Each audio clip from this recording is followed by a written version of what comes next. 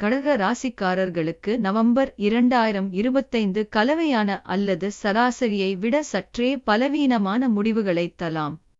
November 16 வரை சூரியன் உங்களின் 4வது வீட்டில் பலவீனமான நிலையில் பெயர்ச்சிக்கிறார். உங்களுக்கு பலவீனமான முடிவுகளை தரும். நவம்பர் 16க்கு பிறகு சூரியனின் பெயர்ச்சி சற்று சிறப்பாக இருக்கும். ஆனால் அது மிகவும் ஆதரவாக கருதப்படாது. அதாவது நவம்பர் 2025 இல் சூரியன் உங்களுக்கு ஆதரவளிப்பதாக தெரியவில்லை. செவ்வாய் கிரகத்தின் பெயர்ச்சி மாதம் முழுவதும் உங்கள் 5ஆம் வீட்டில் இருக்கும். 5வது வீட்டில் செவ்வாய் பெயர்ச்சிப்பது நல்லதாக கருதப்படாமல் சொந்த ராசியில் இருந்தால் செவ்வாய் கலவையான பலன்களை தரலாம். நவம்பர் 23 வரை புதனின் பெயர்ச்சி உங்கள் 5ஆம் வீட்டில் இருக்கும். உங்களுக்கு சாதகமான முடிவுகளை தர முடியாது. நவம்பர் 23க்கு பிறகு புதன் கிரகம் உங்களுக்கு சாதகமான பலன்களை தருவதாக தெரிகிறது. குருவின் பெயர்ச்சி உங்கள் முதல் வீட்டில் இருக்கும். குரு கிரகத்தின் மூலம் கலவையான பலன்களை பெறுவது இயற்கையானது.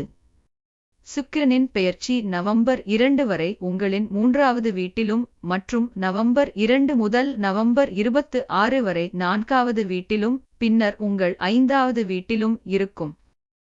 அதாவது சுக்கிரன் பெரும்பாலான நேரங்களில் உங்களுக்கு சாதகமான பலன்களை தர முடியும். அதே சமயம் சனியிடம் அனுகூலத்தை எதிர்பார்க்க கூடாது. ராகு கேதுவும் இந்த மாதம் சாதகமான பலன்களை தர இயலாது. இந்த வகையில் இந்த மாதம் உங்களுக்கு கலவையான பலன்களை தருவதாக தெரிகிறது. அதே நேரத்தில் எச்சரிக்கை அல்லது பாதகமான சூழ்நிலைகளில் முடிவுகள் பலவீனமாக இருக்கலாம். இத்தனை காரணங்களால் இந்த மாதம் எச்சரிக்கையுடன் வாழ வேண்டியிருக்கும். பணியிடத்தில் எந்த எதிர்மறையும் இருக்காது. ஆனால் செவ்வாய் கிரகத்தில் இருந்து எந்த பெரிய ஆதரவும் நேரடியாக தெரியவில்லை. இந்த மாதம் நடப்பது எதுவாக இருந்தாலும் பொறுமையுடன் செய்ய வேண்டிய நிலை ஏற்படும்.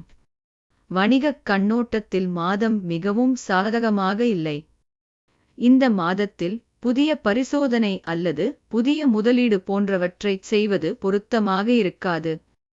இந்த வகையில் இந்த மாதம் கல்வியில் கலவையான அல்லது சராசரியான பலன்களை தருவதாக தெரிகிறது. கடினமாக உழைத்தால் உங்கள் கல்வி வரைபடத்தை இன்னும் கொஞ்சம் வலுப்படுத்த முடியும். பழைய பிரச்சனைகள் நீங்கும். சில புதிய ஆடம்பர பொருட்களை வீட்டிற்கு கொண்டு வரலாம் மற்றும் வீட்டு மகிழ்ச்சியை மேம்படுத்த வேலை செய்யலாம். இந்த மாதம் உணவு பழக்கம் மற்றும் வாழ்க்கை முறை குறித்து விழிப்புடன் இருப்பது முக்கியம். புதிய உடல்நல பிரச்சனைகள் எதுவும் ஏற்பட வாய்ப்பில்லை என்றாலும் வானிலை தொடர்பான நோய்கள் குறித்து எச்சரிக்கையாக இருப்பது இன்னும் முக்கியம். பரிகாரம்: வேப்ப மரத்திற்கு தவறாமல் தண்ணீர் பாய்ச்சவும்.